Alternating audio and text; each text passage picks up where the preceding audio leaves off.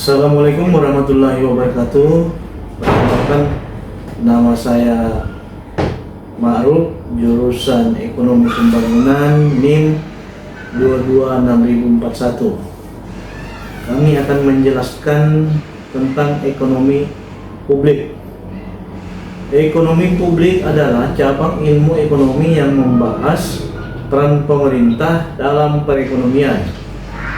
Fokus pada bagaimana kebijakan publik mempengaruhi efisiensi ekonomi dan distribusi kesejahteraan. Menilai intervensi pemerintah saat pasar gagal memenuhi kebutuhan masyarakat. Ruang lingkup ekonomi publik. Alokasi sumber daya. Pemerintah membantu mengalokasikan barang dan jasa yang tidak disediakan pasar. Stabilisasi ekonomi. Mengelola inflasi, penggunaan dan pertumbuhan ekonomi. Regulasi pasar, menjaga persaingan sehat dan mengendalikan monopoli distribusi pendapatan melalui pajak dan subsidi untuk menciptakan keadilan sosial. Pelaku ekonomi publik. 1. Penyelenggara negara dalam kurung political society tutup kurung. 2. Kelompok dunia usaha dalam kurung business society tutup kurung. 3. Kelompok masyarakat madani dalam kurung civil society tutup kurung. Proses kegiatan ekonomi publik. Peran pemerintah dalam ekonomi publik. 1. Fungsi alokasi. 2. Fungsi distribusi. 3. Fungsi stabilisasi. Kegagalan pemerintah. 1. Kondisi di mana satu aktivitas ekonomi tidak mampu lagi memberikan kenaikan kesejahteraan bagi satu pelaku ekonomi tanpa menyebabkan penurunan kesejahteraan pelaku ekonomi lainnya. Faktor kegagalan pemerintah. 1. Campur tangan pemerintah kadang-kadang menimbulkan dampak dan tidak diperkirakan terlebih dahulu. 2. Campur tangan pemerintah memerlukan biaya yang tidak murah. 3. Adanya kegagalan dalam pelaksanaan program pemerintah. 4. Perilaku pemegang kebijakan pemerintah yang bersifat mengejar keuntungan pribadi atau rent-seeking behavior. Tujuan intervensi. 1.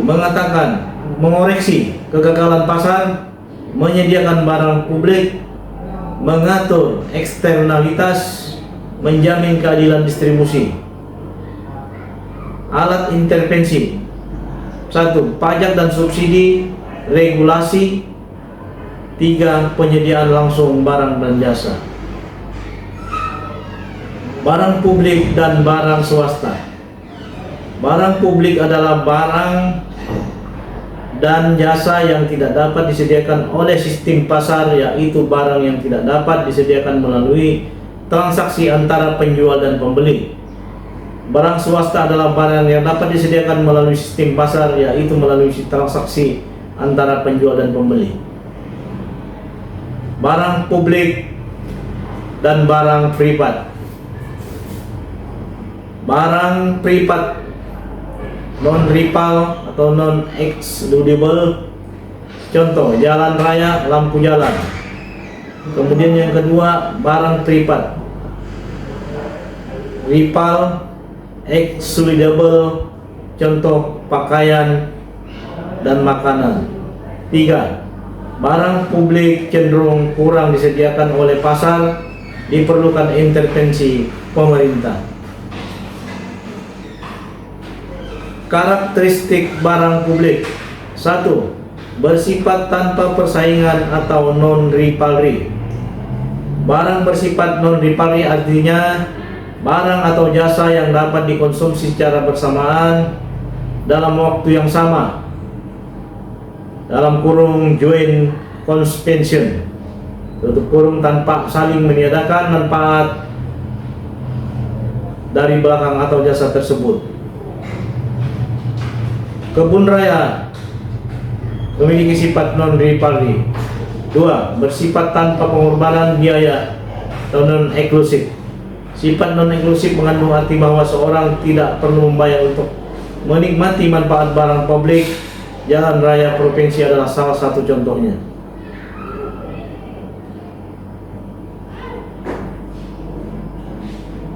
3. Bersifat rivalry tetapi non-eksklusif. Barang publik yang bersifat rivalry tetapi non-eksklusif merupakan semu. Artinya barang ini tidak dapat dikonsumsi secara bersama-sama atau rival, tetapi untuk menikmatinya tidak harus membayar atau non-eksklusif dalam kurung taman dan bis kampus yang disediakan pemerintah. 4. Bersifat non-rivalry, tetapi eksklusif. Sifat barang publik semua lainnya adalah bersifat non-rivalry tetapi eksklusif. Barang atau jasa yang bersifat non-rivalry tetapi eksklusif adalah barang atau jasa yang dapat dikonsumsi secara bersama-sama tanpa menghilangkan manfaat dari barang atau jasa tersebut, tetapi untuk menikmatinya dikenakan biaya jalan tol dan angkutan umum milik swasta. Merupakan contoh jasa publik yang bersifat semu, non-rivalry tetapi eksklusif. Barang swasta. Barang-barang swasta adalah barang yang dapat disediakan melalui sistem pasar dan alokasi sumber-sumber ekonomi secara efisien. Ada dua analisis mengenai teori barang swasta, yaitu efisiensi konsumen dan efisiensi produsen. Sifat barang swasta. Harga barang swasta ditentukan di pasar permintaan dan penawaran. Eksternalitas dapat ditekan biaya atau manfaat transaksi pasar. Eksternalitas dirasakan oleh pihak ketiga. Eksternalitas positif dalam kurung manfaat dan negatif dalam kurung biaya. Eksternalitas, dampak dari aktivitas ekonomi yang mempengaruhi pihak ketiga. Positif, vaksinasi, pendidikan. Kemudian negatif, polusi, kemacetan. Masalah, tidak tercermin dalam harga pasar, alokasi tidak efisien. Peran pemerintah dalam mengatasi eksternalitas, yaitu eksternalitas negatif. 1. Pajak pagopian, contoh pajak korban. Kemudian yang kedua, regulasi lingkungan. Eksternalitas positif. 1. Subsidi, contoh subsidi pendidikan. Kedua, insentif atau investasi R dan D. Eksternalitas. Eksternalitas, dampak aktivitas ekonomi terhadap pihak ketiga yang tidak terlibat langsung. Dampak bisa atau negatif. Dampak, kami dari